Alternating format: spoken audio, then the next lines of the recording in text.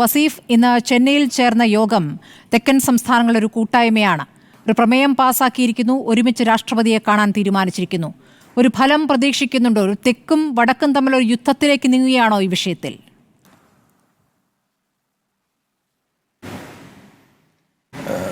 ഇവിടെ തെക്കും വടക്കും എന്നുള്ളതിനപ്പുറത്തേക്ക് രാജ്യത്തിൻ്റെ ഭരണഘടനയും ഫെഡറലിസവും എല്ലാം സംരക്ഷിക്കാനുള്ള പോരാട്ടത്തിനൊരുങ്ങുന്നു എന്നുള്ളതാണ്.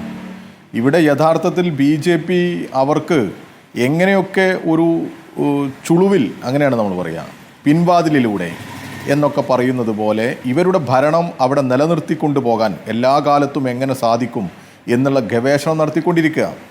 അതുകൊണ്ടാണ് ഇപ്പോൾ ഈ മണ്ഡല പുനർനിർണയത്തിന് അവർ വലിയ രീതിയിൽ ഒരു താല്പര്യം കാണിച്ചുകൊണ്ട് മുന്നോട്ട് പോകുന്നത്.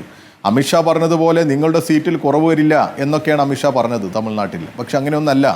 സീറ്റിൽ ഇവിടെ കുറവ് വന്നിട്ടില്ലെങ്കിൽ അവിടെ കൂടുതലുണ്ടാകും. ഇവിടെ ഇവരാഗ്രഹിക്കുന്ന, ഇവർ പ്രതീക്ഷിക്കുന്ന, ഇവർ ജയിക്കുമെന്ന് കരുതുന്ന ഇവരുടെ എല്ലാ വർഗീയ കാർഡുകൾക്കും അനുസരിച്ച് വോട്ട് ചെയ്യും എന്നവർ ആഗ്രഹിക്കുന്ന, പ്രതീക്ഷിക്കുന്ന ഇടങ്ങളിൽ അവർക്ക് സീറ്റ് വർദ്ധിക്കാൻ ഇടയുണ്ട്. ആ സാഹചര്യത്തെ ഇവർ ഉപയോഗപ്പെടുത്താനാണ് ശ്രമിച്ചുകൊണ്ടേയിരിക്കുന്നത്.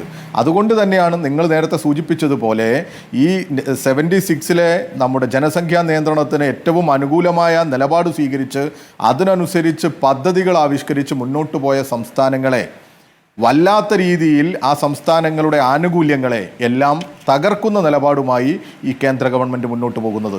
ഇത് അംഗീകരിക്കാൻ പറ്റില്ല എന്ന് തന്നെയാണ് ഇന്ന് ബഹുമാന്യനായ തമിഴ്നാട് മുഖ്യമന്ത്രിയുടെ നേതൃത്വത്തിൽ ചേർന്ന യോഗത്തിലെടുത്ത തീരുമാനം.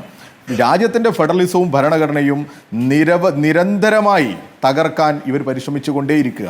ഇവരുടെ അധികാരം ഇവരുടെ കൈക്കുമ്പിളിൽ ഒതുക്കി നിർത്താൻ ആവശ്യമായ ഇടപെടലുകൾക്ക് ഇവർ നേതൃത്വം കൊടുത്തുകൊണ്ടിരിക്കുക. അപ്പം ശക്തമായ താക്കീതാണ് ഇന്ന് കൊടുത്തിട്ടുള്ളത്.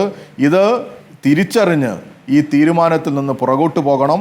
പ്രാതിനിധ്യത്തിൽ പ്രത്യേകിച്ച് ഇവിടെയുള്ള ഈ തമിഴ്നാട്, കർണാടക, ആന്ധ്ര, കേരളം പോലെയുള്ള സംസ്ഥാനങ്ങളുടെ പ്രാതിനിധ്യത്തിൽ കുറവുണ്ടാകുന്ന ഒരു സമീപനവും ഇവർ സ്വീകരിക്കരുത്.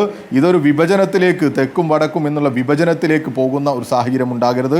ഇവിടെ ഇതാണുള്ളത്. BJPക്ക് ജയിക്കാൻ പറ്റാവുന്ന, ഞാൻ അടുത്ത ടേണിൽ അത് പറയാം, BJPയുടെ ലോകസഭാ സീറ്റുകൾ അവർ ഉറപ്പിച്ചു നിർത്താൻ, അത് വർദ്ധിപ്പിക്കാൻ എന്തൊക്കെ സാഹചര്യമുണ്ട് അതിന് അവർ പരിശ്രമിച്ചു കൊണ്ടേയിരിക്കുകയാണ്.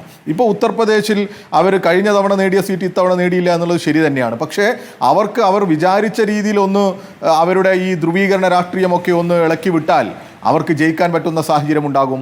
ഇതുപോലെ ഈ തെക്കൻ സംസ്ഥാനങ്ങളിൽ എന്ന് പറയുന്ന നമ്മുടെ കേരളമായാലും തമിഴ്നാടായാലും കർണാടകയായാലും അവർക്ക് എളുപ്പമല്ല. അവർക്ക് ജയിക്കാൻ സാധ്യത കുറവാണ്. തമിഴ്നാട്ടിലൊക്കെ 0 ആണ് ഇവർ. ആ സാഹചര്യത്തിലേക്ക് ഇവർ പോവുകയാണ്. അപ്പോൾ അവിടെ സീറ്റ് കുറക്കാം എന്നുള്ള ആലോചനയാണ് ഇവർ നടത്തുന്നത്.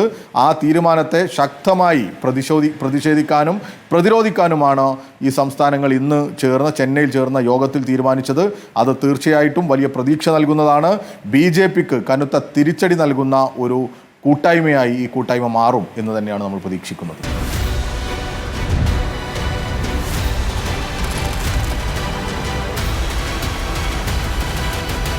Debate with Smriti Parathikkad.